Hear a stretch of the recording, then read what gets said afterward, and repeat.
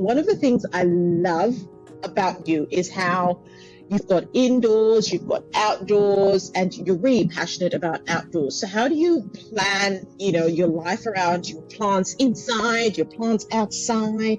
How are you managing all that? In the beginning, it was quite difficult because in the cottage, I started accumulating a lot of plants indoors, and I had my garden. My garden's like 4,250 square meters, so it's a lot of garden to look after as well. And then here at my apartment, I have lots of plants too. So when I was there, I was constantly worrying about these ones and these ones, worrying about those ones. Yeah.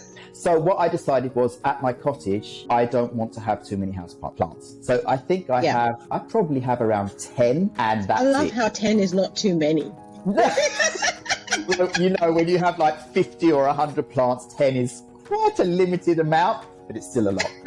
So I've been dwindling it down in my cottage so that when I come in from being out in the garden, I don't have to also think that I've got lots of plants indoors that need to be attended to. And by dwindling down, you mean you're moving them from the cottage to your apartment? No.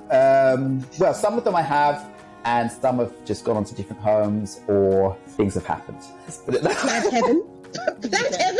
I have a lovely compost heap, recycling, upcycling everything. It's good for the garden plants. Okay. So that's how I've managed it. Living between two homes is basically I've chose that at the cottage I want to be able to concentrate on the garden, and it takes a lot of my time. So not so many houseplants there. And in my apartment here, I really miss the greenery around me. I just wouldn't be able to live in this apartment without plants. Without the plants.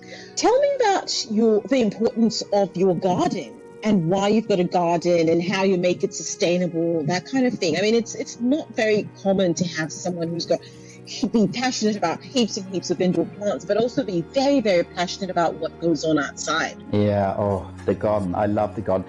For me, the garden is, as we've been talking about with the houseplants, just getting away from everything and in the zone. And in the garden, it's constantly changing. There's always something going on. And especially you have the seasons, the real seasons on top of it. And where I live, we have all the real seasons as well. So we go through, now we'll have a lot of snow. And it's only an hour and a half's drive away from my apartment here, but we could have snow there, and there's nothing here in Malmö where I'm living right now.